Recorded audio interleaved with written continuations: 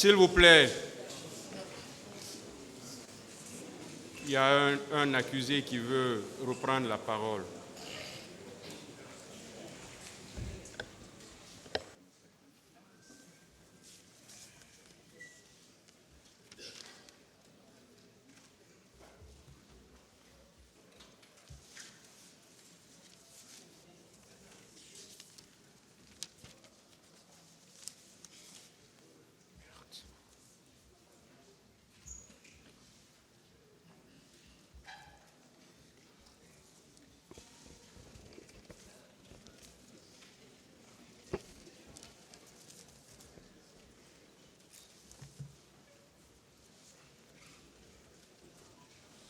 Allez-y, monsieur le procureur. Merci, monsieur le président. Honorables assesseurs. S'il vous plaît, la salle.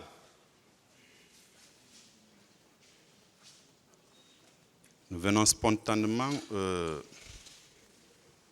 d'entendre les déclarations de l'accusé Marcel Guilavogui qui dit vouloir faire des déclarations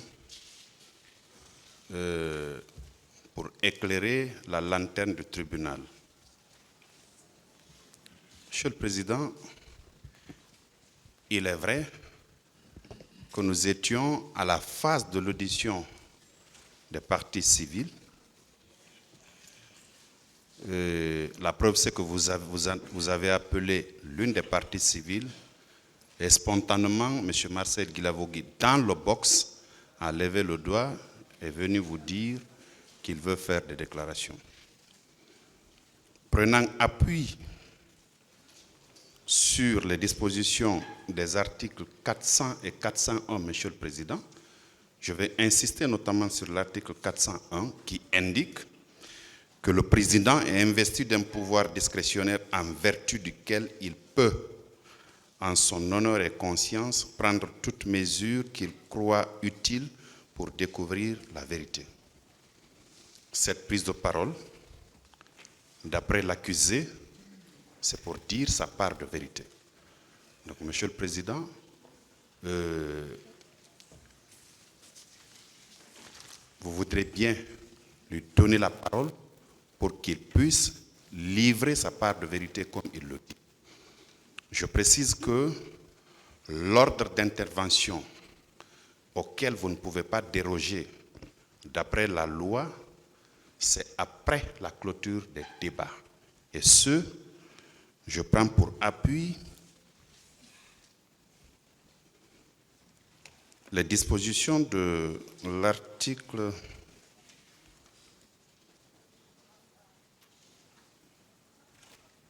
439 qui dit « Une fois l'instruction à l'audience terminée, la partie civile ou son conseil est entendu.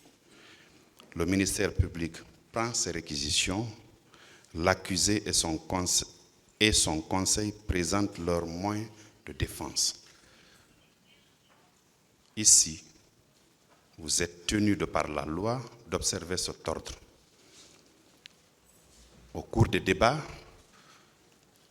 la loi vous donne la possibilité d'entendre toute personne qui peut qui peut détenir une parcelle de vérité qui pourra éclairer la lanterne du tribunal. Donc, Monsieur le Président, sur le fondement de l'article 401 du Code de procédure pénale, vous voudrez bien redonner la parole à M. Marcel Guilavogui pour qu'il nous dise sa part de vérité. Je vous remercie.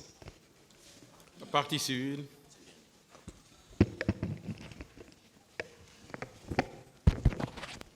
Je vous remercie, Monsieur le Président. Abondant dans le même sens que le ministère public, nous estimons que vous avez la possibilité, étant donné que vous avez la direction des débats, de permettre à ce que M. Marcel, qui avait déjà qui était déjà passé à cette audience, de revenir s'il estime qu'il a des éléments nouveaux à développer par devant votre tribunal. Donc, il n'y a aucun obstacle juridique en ce qui concerne la possibilité pour M.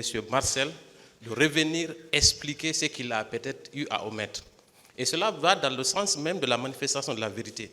Tout ce qui peut concourir à la manifestation de la vérité Nous pensons que dans cette salle, étant donné que nous sommes tous des professionnels, nous concourons tous à cette fin, puisque éclairer la lanterne du tribunal est le rôle de chacun d'entre nous dans cette salle. Donc, je ne vois mal comment quelqu'un peut s'opposer à cette démarche. En tout cas, si il a envie que cette affaire soit élucidée. Donc, sur le plan juridique, Monsieur le Président, il n'y a aucun obstacle, étant donné que vous êtes celui qui dirige les débats. Le ministère public a fait état de l'article 400 et 401. Effectivement, ces dispositions vous permettent de le faire. Donc, sur ce, Monsieur le Président, en ce qui nous concerne, je pense que nous n'avons pas d'obstacle à ce que le capitaine Marcel revienne à la barre pour expliquer sa part de vérité. Je vous remercie, Monsieur le Président, pour votre patience.